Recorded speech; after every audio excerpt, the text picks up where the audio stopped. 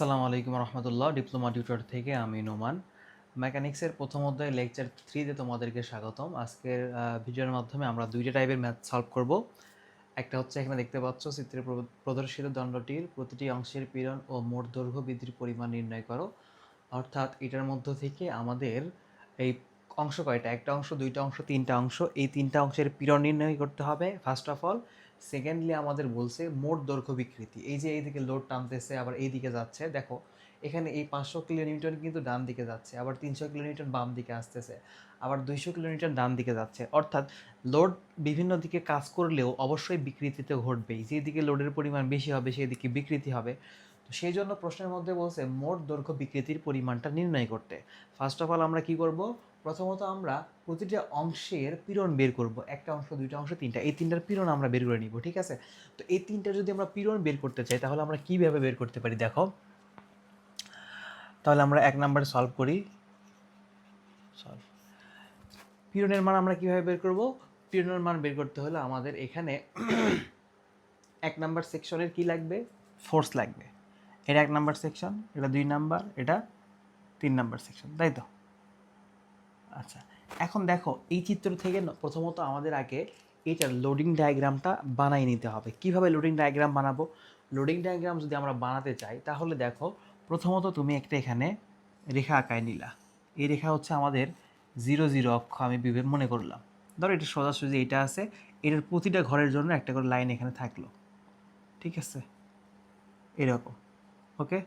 আচ্ছা, এখন আমাদের যেটা করতে হবে, আমরা ডান দিকে পজিটিভ ধরবো। ধরো ডান দিকে যেই লোডগুলো আছে সেগুলো আমরা পজিটিভ ধরবো, আর বাম দিকে যেই লোডগুলো আছে সেগুলো নেগেটিভ ধরবো। তাহলে ডান দিকে আমরা পজিটিভ ধরতেছি, ডান দিকে পজিটিভ, বাম দিকে কি ধরতেছি? নেগেটিভ।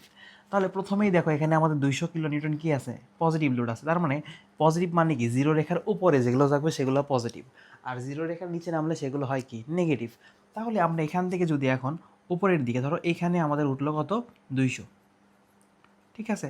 এখন দেখো এইটুকুর মধ্যে তো আর লোড নাই। এবার এই পাশে আসলাম, এই রেখা আমাদের দেখতে হবে কোন রেখায় কতটুকু লোড আছে। এটাতে 200 ছিল, এটাতে আছে আবার 300। কোন দিকে? বাম দিকে। তার মানে বাম দিকে যদি 300 থাকে তাহলে আমাদের যাওয়া লাগবে কোন দিকে? নিচের দিকে। তাহলে আমরা নিচের দিকে চলে আসলাম। আমরা 200 থেকে যদি 300 মাইনাস করি তাহলে থাকে কত? -100। তার মানে এখানে হবে মাইনাস দেওয়ার দরকার নেই, 100 দিলেই হবে, কারণ এটা মাইনাস সেকশন আর এটা কি? প্লাস সেকশন, ঠিক আছে? আচ্ছা, এরপরে দেখো -100-র সাথে যদি তুমি +500 যোগ করো, ধরো এখানে কত? -100 আছে না? -100 প্লাস 500 তাইলে কত হবে? 400 হবে, ঠিক আছে? তো -100-র সাথে যখন আমি +500 যোগ করতেছি তখন হচ্ছে 400। ধরো এই জায়গায় আসলো, তাহলে এর মধ্যে তো আর কোনো লোড নেই, আছে? নাই। এখন ব্যাপারটা যেটা মজার ব্যাপার সেটা হলো এখানে কিন্তু কোনো লোড দেখাচ্ছে না, কিন্তু এটা কি? সাপোর্ট একটা, এটা একটা সাপোর্ট বোঝাচ্ছে। এই যে আঁকা চিহ্ন দেখতেছ না, এটা সাপোর্ট বোঝাচ্ছে। অর্থাৎ এর উপরে যতগুলো লোড ডান পাশে কাজ করবে সবগুলো লোডকে এখানে নিয়ে এসে এ বহন করবে। আর একে যদি বহন করতে হয় তাহলে এটা অবশ্যই 0 0 মিলে যেতে হবে, অবশ্যই 0 0 মিলে যেতে হবে। তো প্রশ্ন যদি কখনো এরকম আসে যে সাপোর্টওয়ালা প্রশ্ন আছে, তাহলে তোমরা যেটা করবা বিপরীত পাশ থেকে, সাপোর্টের বিপরীত পাশ থেকে ম্যাথ সলভ করা শুরু করবা।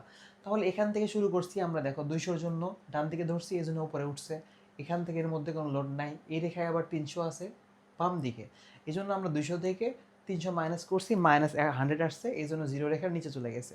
এই -100-র সাথে আবার আমরা এই যে ডান দিকে 500 আছে সেটা যোগ করলাম, যোগ করলে কত আসলো? 400।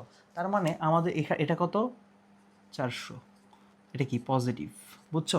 তাহলে আমরা এটাকে এভাবে ভিতরেও 400 লিখতে পারি, এটা 100কে ভিতরেও 100 লিখতে পারি, এবং এটাকে এই 200কে ভিতরেও 200 লিখতে পারি। কেন লিখলাম? দেখো আমাদের বলছে প্রতিটি অংশের, আমরা কিন্তু 3টা অংশে ভাগ করে ফেলছি, একটা অংশ, 2টা অংশ, 3টা অংশ। এবং এখানে মজার ব্যাপারটা কি দেখো, এখানে কিন্তু আমরা 3টা বলও পেয়ে গেছি। ধরো P(1) ইজ ইকুয়াল টু ধরলাম আমরা 400, P(2) কিলো নিউটন ধরলাম, বলতে পেয়ে গেছি। এখানে হচ্ছে 1 নাম্বার সেকশন, এটা ধরো, এটা 2 নাম্বার সেকশন এবং এটা 3 নাম্বার সেকশন, ঠিক আছে? তাহলে 3টা অংশই তো আমাদের। তাহলে এই অংশে আমরা পাইলাম 400, 2 নাম্বার অংশে আমরা পাইছি হচ্ছে 100 কিলো নিউটন, এবং 3 নাম্বার অংশে আছে কত? 200 কিলো নিউটন। এখন P3 is equal two 200 kilo Newton. তাহলে আমি কি এখন তিনটা অংশের শেয়ার ফোর্স বের করতে পারবো? অবশ্যই পারবো। কিভাবে দেখো, কারণ আমরা শেয়ার ফোর্স বলতেছি, পীড়ন বের করতে পারবো, দুঃখিত, পীড়ন।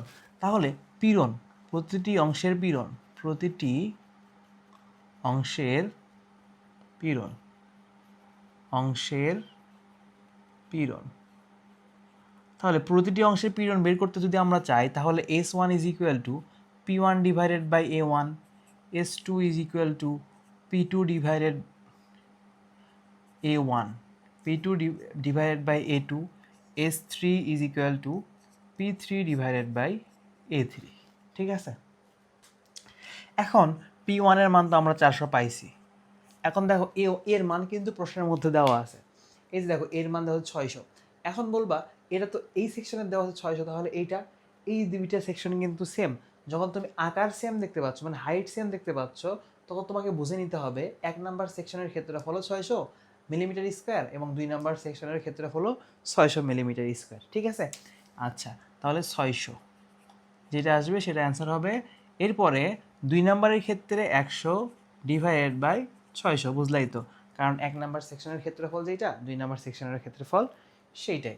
এবার যখন আমরা 3 নাম্বারে চলে আসতেছি, তখন 200 ডিভাইডেড বাই, এই যে এটার ক্ষেত্রফল কত দেওয়া আছে দেখছো, দেখো 200 মিলিমিটার স্কোয়ার, 200 মিলিমিটার স্কোয়ার, তাহলে 200। ঠিক আছে, এখন আমি যদি এগুলো ক্যালকুলেশন করি, তাহলে কি মান আসে একটু দেখি দাঁড়াও।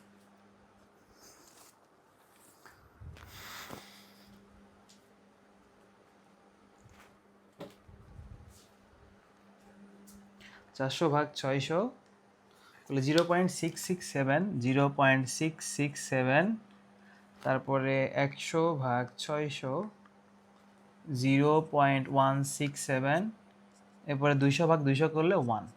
ঠিক আছে, এগুলো কি, এগুলো হচ্ছে আমাদের পীড়নের মান, এগুলো হলো আমাদের পীড়নের মান। এখন ইউনিট কি হবে দেখো, আমরা এখানে বল হিসাবে নিছি কিলো নিউটন, আর নিচে নিছি এরিয়া হিসেবে মিলিমিটার, তাহলে kilo newton per millimetre square, এটা হবে kilo newton per millimetre square, এটাও same kilo newton per millimetre square. বুঝছো, তাহলে কিন্তু আমরা তিনটার পীড়নের পরিমাণ বের করে ফেললাম। এরপরে কি বলছে, মোট দৈর্ঘ্য বৃদ্ধির পরিমাণ নির্ণয় করো। তার মানে আমাদের এই যে এগুলোর যে দৈর্ঘ্য বৃদ্ধিটা হবে, সেই পরিমাণটা আমাদের এখানে বের করতে বলছে। তাহলে আমরা যদি এখন লিখি, আমরা কিন্তু এই ম্যাথটা আগের ক্লাসে করছি, মোট দৈর্ঘ্য বৃদ্ধির যে ম্যাথটা বা দৈর্ঘ্য হ্রাসের যে ম্যাথ। তারপরে এখানে করি আমরা মোট দৈর্ঘ্য বৃদ্ধি, এল ধরলাম এল, তাহলে কি হবে L1 minus L2 plus L3। এখন বলবো মাইনাস কেন ভাইয়া, দেখো সেকশন অনুযায়ী তোমাকে এখানে বিবেচনা করতে হবে। 1 নাম্বার সেকশন পজিটিভ, এই জন্য L1 positive, 2 number section negative, এই জন্য 2 নাম্বার সেকশনটা negative, 3 number section positive, 3 number section positive. এখন আমরা এল এর সূত্র কি দেখছিলাম গত ক্লাসে, L is equal to PL divided by AE, মনে আছে তোমাদের, PL ডিভাইডেড বাই AE। আচ্ছা, তাহলে আমরা এখানে মানগুলো বসাই, যদি দেখো আমাদের এর মধ্যে কমন কি আছে, কমন আছে হচ্ছে লেন্থের মান। দেখো এটাও 300, এটাও 300, এটাও 300, সবগুলোর ক্ষেত্রে লেন্থ সেম। তাহলে আমরা কিন্তু এলটা একবারে প্রথমত কমন নিয়ে নিলাম, আমরা একদম আগে বের করে নিছি। তাহলে এল এর মানটা কমন, আচ্ছা এভাবে না করে তোমরা যদি সূত্র ভালাই করতে চাও, তাহলে তোমাদের জন্য মানে ভালো হয়, ওটাই করে দিই। P1 L1 divided by A1 E minus P2 L2 A2 E plus P3 L3 A3 E। এখন মানগুলো বসাও, P1 এর মান কত আছে এখানে 400, ইন্টু L1 এর মান, এই যে দেখো এখানে এগুলো মান যেগুলো দেওয়া আছে এগুলো দৈর্ঘ্য দেওয়া আছে, ঠিক আছে, এল এর মান দেওয়া আছে, তাহলে 300 ডিভাইডেড বাই A1 এর মান, A1 এর মান হচ্ছে 600, ইন্টু ই এর ভ্যালু কত দেওয়া আছে দেখো, ইন্টু 250 ইন্টু 10⁻³ মেগাপ্যাসকেল। তো মেগাপ্যাসকেল এবং কিলো নিউটনের মধ্যে একটা সম্পর্ক আছে। দেখো এখানে আমাদের সবগুলো ভ্যালু কিসে আছে, কিলো নিউটনে আছে, এগুলোও কিলো নিউটনে আছে। তো তুমি যদি মেগাপ্যাসকেল থেকে কিলো নিউটন পার মিলিমিটারে আসতে চাও, তাহলে তোমাকে যেটা করতে হবে, আমরা জানি এইটা যে ই ইজ ইকুয়াল টু কত আছে এখানে 250 গুণন 10⁻³ MPa। আর একটা জিনিস মনে রাখবা, 1 MPa is equal to 10⁻³ kilo newton per millimetre square, এটা মনে রাখবা। 1 megapascal is equal to 10⁻³ kilo newton per millimetre square. তাহলে এখানে যদি আমরা এটাকে 10⁻³ দ্বারা ভাগ করি তাহলে কিন্তু আমরা কিসে পেয়ে যাব, কিলো নিউটন পার মিলিমিটারে পেয়ে যাব। ধরো ডিভাইডেড বাই 10⁻³, তাহলে এটা যখন কেটে যাবে তখন এটা এমপিএ থাকবে না, এটা হয়ে যাবে কি kilo newton per millimetre square. তাহলে আমরা পাবো কত, 250 kilo newton per millimetre square. এটা অ্যান্সার, সরি অ্যান্সার বলতেছি, এটা আমাদের মান আসলো এটার সমতুল্য। ইউনিটগুলো সবসময় সেম রাখতে হবে। এখন এক জায়গায় আছে মেগাপ্যাসকেল আর এক জায়গায় আছে kilo newton per millimetre square. তুমি যদি এখন দুইটা চেঞ্জ না করে ডাইরেক্ট বসাই দাও তাহলে কি হবে, হবে না। এই জন্য আগে আমাদের খেয়াল রাখতে হবে আমাদের ইউনিটগুলো কিসে আছে। তো এই ইউনিটকে 10⁻³ দ্বারা ভাগ করলে kilo newton per millimetre square হয়, ঠিক আছে, এটা মনে রাখবা।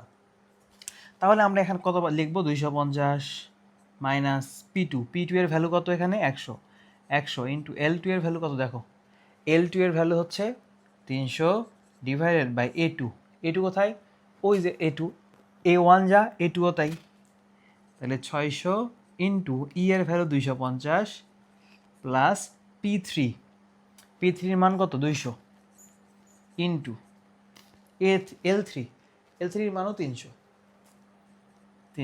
ডিভাইডেড বাই A3 মান কত, এই যে A3 মান দেওয়া আছে দেখো 200 মিলিমিটার স্কোয়ার, তাহলে 200 মিলিমিটার স্কোয়ার। আচ্ছা ইন্টু এর সাথে কি হবে এর মান কত, এর মান 250। তাহলে এটা যদি আমরা ক্যালকুলেশন করি, এটা আমাদের ক্যালকুলেশন করলে কত মান আসবে একটু দেখি, 400 গুণন 300 ডিভাইডেড বাই 600 গুণন 250 মাইনাস 100 গুণন 300 ডিভাইডেড বাই 600 গুণন 250 প্লাস 200 গুণন 300 ডিভাইডেড বাই 200 গুণন 250, 1.8 মিলিমিটার, 1.8 মিলিমিটার। ব্যাস এটাই অ্যান্সার। বুঝাতে পারলাম? এটা হচ্ছে নর্মালি এটা করার কারণ হচ্ছে এই প্রশ্নটা ইদানিং পরীক্ষাতে আসে। আর সব থেকে বড় ব্যাপার যেটা সেটা হচ্ছে এই যে লোড ভাঙানোটা, তোমার এটা যেইভাবেই থাক না কেন তুমি এইভাবেই লোড ভাঙাবা। এখানে যদি সাপোর্ট না থাকতো, এই দিকে যদি দেওয়া থাকতো 400, থাকতেই পারে, সমস্যা নাই। যদি এইরকমও থাকে তারপরে তোমরা লোড ভাঙানোর ক্ষেত্রে এইভাবে ভাঙাবা, ডান দিকে পজিটিভ ধরবা, বাম দিকে নেগেটিভ ধরবা, ধরে প্রতিটা রেখায়, এই রেখায় একটা লোড আছে একটা নিছি আমি, যদি দুইটা লোড থাকতো তুমি দুইটা নিতে পারতা, আবার এখানে একটা আছে একটা নিছি, এখানে নাই, তো নাই কিন্তু এটা সাপোর্ট, এই জন্য আমরা এটা কি 0 মিলাই দিব। ঠিক আছে, এইভাবে ম্যাথগুলো তোমাদের সলভ করতে হবে, তাহলে খুব ইজিলি এই ডায়াগ্রাম টাইপের যে ম্যাথগুলো আছে সেগুলো সলভ করতে পারবা। তারপরেও যদি কোনো সমস্যা হয় তাহলে আমাকে হোয়াটসঅ্যাপে নক দিতে পারো, অথবা ফেসবুকে পেজে অথবা ফেসবুকে ইনবক্সে নক করতে পারো, সেখান থেকে সলভ করে নিতে পারবা। আচ্ছা এরপরে আমরা দেখি আমাদের এই অধ্যায়ের লাস্ট টাইপের যে ম্যাথটা, সেই ম্যাথটা আমরা এখন সলভ করবো। দেখো তাহলে দেখো লাস্ট টাইপে আমাদের এখানে কি বলছে, একটি বৃত্তাকার আরসিসি কলামের ব্যাস 32 সেন্টিমিটার এবং কলামের ভিতর 6টি 16 মিলিমিটার ব্যাসের স্টিল রড আছে। অর্থাৎ আমরা যদি এই চিত্রটা আঁকাই, একটি বৃত্তাকার আরসিসি কলামের ব্যাস 32 সেন্টিমিটার, তাহলে একটা কলাম, সেই কলামের ব্যাস হচ্ছে 32 সেন্টিমিটার। আচ্ছা বাইরে দেখায় এখান থেকে এই পর্যন্ত কত, 32 সেন্টিমিটার, ঠিক আছে। এরপরে বলছে হচ্ছে এবং কলামের ভিতরে 6টি 16 মিলিমিটার ব্যাসের স্টিল রড আছে। কয়টা আছে, 6টা। তাহলে ধরো 1টা 2টা 3টা 4টা 5টা 6টা কি আছে, 16 মিলিমিটারের ব্যাসের রড আছে। কি আছে এগুলো, 16 মিলিমিটার, ওকে ব্যাসের রড থাক।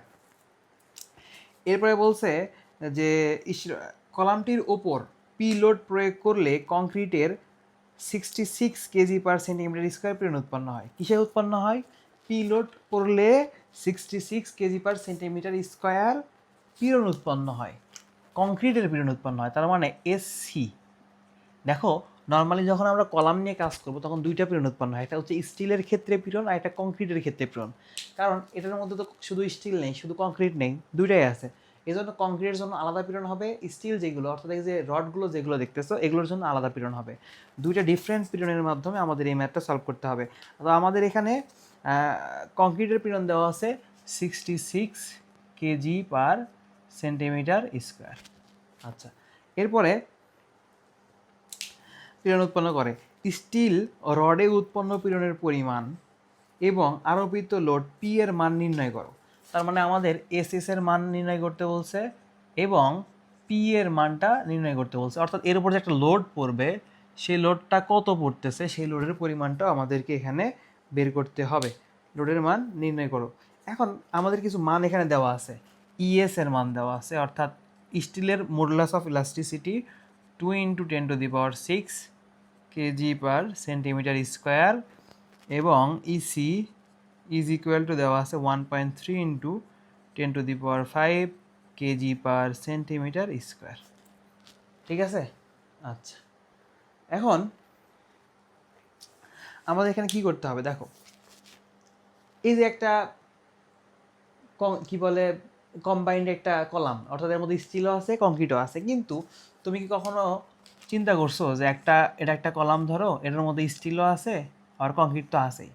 এখন এর উপরে যদি তুমি লোড দাও তাহলে এটার বিকৃতি কী পরিমাণ, ধরো এই পরিমাণ বিকৃতি হলো, বিকৃতি হয়ে ডেবে গেছে। ঠিক আছে, তাহলে এখানে কি শুধু কংক্রিট ডাকবে বা শুধু স্টিল রড ডাকবে আর এমন হবে না। যদি বিকৃতি হয়ই তাহলে দুইটার সেম হবে। বিকৃতির ক্ষেত্রে কিন্তু দুইটা সেম হবে, কারণ দুইটা কম্বাইন্ড হয়ে গেছে, একসাথে জয়েন্ট হয়ে গেছে। যদি বিকৃতি হতেই হয় তাহলে দুইটা সমানভাবে হবে। ঠিক আছে, তাহলে আমরা এখানে লিখতে পারি যে del S is equal to del C, অর্থাৎ কি স্টিলের পীড়ন ইজ ইকুয়াল টু কংক্রিটের, স্টিলের বিকৃতি ইজ ইকুয়াল টু কংক্রিটের বিকৃতি। তো এই যে স্টিলের বিকৃতি এবং কংক্রিটের বিকৃতি, এই শর্ত থেকে আমরা যে জিনিসটা পাই, দেখো আমরা নর্মালি কি জানি, ই ইজ ইকুয়াল টু পীড়ন ভাগ বিকৃতি, পীড়ন ভাগ বিকৃতি। তাহলে বিকৃতি সমান সমান আমরা কি লিখতে পারবো বলো তো? বিকৃতি সমান সমান লিখতে পারবো এস ডিভাইডেড বাই ই, তাই তো? তাহলে স্টিলের ক্ষেত্রে যখন আমি করতে যাচ্ছি তখন S S divided by E S is equal to del C আছে, তাই না? তাহলে S C divided by EC. তাহলে দেখো এস এস এর মানটাই কিন্তু আমাদের এখানে বের করতে বলছে, আর এখানে এস সির ভ্যালুটা দেওয়া আছে। তার মানে এস এস এর মানটা যদি আমি এক পাশে রাখি, এস সি এর মান কত 66, ইসি এর মান কত 1.3 × 10⁵ ইন্টু এই যে এটা ভাগ ছিল, এই পাশে গেলে কী হয়ে যাবে, গুণ হয়ে যাবে। তাহলে 2 × 10⁶। এখন এটা গুণ করে দিলে আমাদের অ্যান্সারটা চলে আসবে। এস এস এর মানটা আসবে হচ্ছে 1015.38 কেজি পার সেন্টিমিটার স্কোয়ার, কেজি পার সেন্টিমিটার স্কোয়ার। এটাই অ্যান্সার, এটাই কি একটা অ্যান্সার, কারণ তোমার দুইটা জিনিস চাইছে, এস এস এর মান চাইছে, পির মান চাইছে। এখন আমি পির মান বের করব, এখন আমি পির মানটা বের করব। দেখো পির মান বের করতে গেলে পি থাকে কার মধ্যে, পীড়নের মধ্যে পি থাকে। আমরা সূত্র কি জানি, আমরা জানি হচ্ছে S is equal to P divided by A, তাই না? তাহলে আমাকে এখানে বের করতে বলছে পি এর মান, তাহলে পি ইজ ইকুয়াল টু কী হবে, এস এ, স্বাভাবিক। তাহলে দেখো এখানে পি ইজ ইকুয়াল টু আমরা কি লিখতে পারি, অতএব P is equal to S S A S plus S C AC. যেহেতু কম্বাইন্ড দুইটা জিনিস আছে, তাহলে আমি যদি একটার জন্য এস এ জানি তাহলে দুইটার জন্য কি হবে, S S S S C AC, দুইটার জন্য আলাদা আলাদা আমাদের করতে হচ্ছে। এখন দেখো এখানে আমাদের স্টিলের ক্ষেত্রফল বের করতে হবে এবং কংক্রিটের ক্ষেত্রফল বের করতে হবে। তাহলে প্রথমত আমরা স্টিলের ক্ষেত্রফলটা বের করব। স্টিলের ক্ষেত্রফল কি, A S is equal two, এখন দেখো এখানে কয়টা আমাদের রড আছে, একটা দুইটা তিনটা চারটা পাঁচটা ছয়টা, আমাদের প্রশ্নের মধ্যে বলেও দেওয়া আছে কয়টা রড হবে, 6টা রড। তাহলে 6 × π/4 × ডি স্কোয়ার। এখানে দেখো 16 মিলিমিটার দেওয়া আছে, কিন্তু বাকি সবগুলো ইউনিট কিসে আছে দেখো, সেন্টিমিটারে আছে। তাহলে মিলিমিটারে কি আমাদের আর রাখা যাবে, যাবে না। সেক্ষেত্রে আমরা কি করতে পারি, এই 16কে যদি তুমি 16/10 করো তাহলে কত হবে, 1.6 সেন্টিমিটার। তাহলে 6 × π/4 1.6 এর উপরে স্কোয়ার, বাস। তাহলে আমরা এখান থেকে কিসের মান পেয়ে যাচ্ছি, এ এস এর মানটা কিন্তু পেয়ে যাচ্ছি। এটা আসতেছে 12.05 সেন্টিমিটার স্কোয়ার। ঠিক আছে, এরপরে চলে যাবো এসিতে। এখন এসির মানটা কত হবে, নর্মালি এখানে এই ভুলটা হয়ে থাকে। ভুল কি হয়, আমরা দেখি এটা তো পুরোটাই কংক্রিট, তো সেই ক্ষেত্রে এটার ব্যাসও জানি আমরা 32, তাহলে এটা একটা বৃত্ত, বৃত্তের ক্ষেত্রফল কি π/4 ডি স্কোয়ার, তাহলে এটা করে দিলেই হয়ে যাচ্ছে। এমন করলে হবে, হবে না। কেন হবে না, কারণ এর মধ্যে যে স্টিলের ক্ষেত্রফলটা আছে সেটা তো তোমাকে বাদ দিতে হবে, বাদ দিতে হবে না? এই জন্য দেখো আমরা এসি সমান সমান লিখতে পারি এজি মাইনাস এএস। এজি কি? এজি হচ্ছে গ্রোস এরিয়া, অর্থাৎ এই যে ফুল এরিয়া এটাকে বলতেছি আমরা গ্রোস এরিয়া, অর্থাৎ সম্পূর্ণ ক্ষেত্রফল। আর সম্পূর্ণ ক্ষেত্রফল থেকে যখন তুমি এর মাসের স্টিলগুলো বাদ দিবা তখন তুমি পাবা হচ্ছে কংক্রিটের ক্ষেত্রফল। বোঝা গেছে? তাহলে গ্রোস এরিয়ার সূত্র কি? গ্রোস এরিয়ার সূত্র হচ্ছে π/4 ইন্টু ডি স্কোয়ার। ডির মান কত এখানে? 32 দেওয়া আছে। তাহলে 32-এর উপরে স্কোয়ার মাইনাস এস বাদ দাও, এস এর মান কত বের হয়েছে? 12.05, 12.05। তাহলে তুমি এখন এটা যদি ক্যালকুলেশন করো তাহলে যেটা পাবা 791.8 কেজি পার সেন্টিমিটার স্কোয়ার। ঠিক আছে, কেজি পার সেন্টিমিটার স্কোয়ার। এখন শুধু মান বসাই দাও, তাহলে পির মানটা পেয়ে যাবা। তাহলে এস এর মান আমরা এখানে পাইছি 1015.38 ইন্টু এস কোথায় বের করছি? ওই যে 12.05, 12.05 প্লাস এসসি এর ভ্যালু কোথায়? এসসি এই যে এসসির ভ্যালু দেওয়া আছে 66 ইন্টু এসির ভ্যালু 791.8। তাহলে লোড, আমাদের টোটাল লোড কত দাঁড়াবে? টোটাল লোড আসবে এখানে 64494.129 কেজি। এটা অ্যান্সার, এইটাই অ্যান্সার। বুঝতে পারছো? তাহলে কিন্তু মেকানিক্সের প্রথম অধ্যায়ের সবগুলো টাইপের ম্যাথই কমপ্লিট হয়ে গেল। ইনশাল্লাহ আমরা পরবর্তী অধ্যায় থেকে তোমাদের দ্বিতীয় অধ্যায়টা শুরু করব এবং দ্বিতীয় অধ্যায় আমরা শেষ মানে টাইপ ওয়াইজ ম্যাথ করে শেষ করব। ঠিক আছে? তো দেখা হচ্ছে তোমাদের সাথে পরবর্তী ক্লাসে। সে পর্যন্ত ভালো থাকো, সুস্থ থাকো। আল্লাহ হাফেজ। আসসালামু আলাইকুম ওয়া রাহমাতুল্লাহ।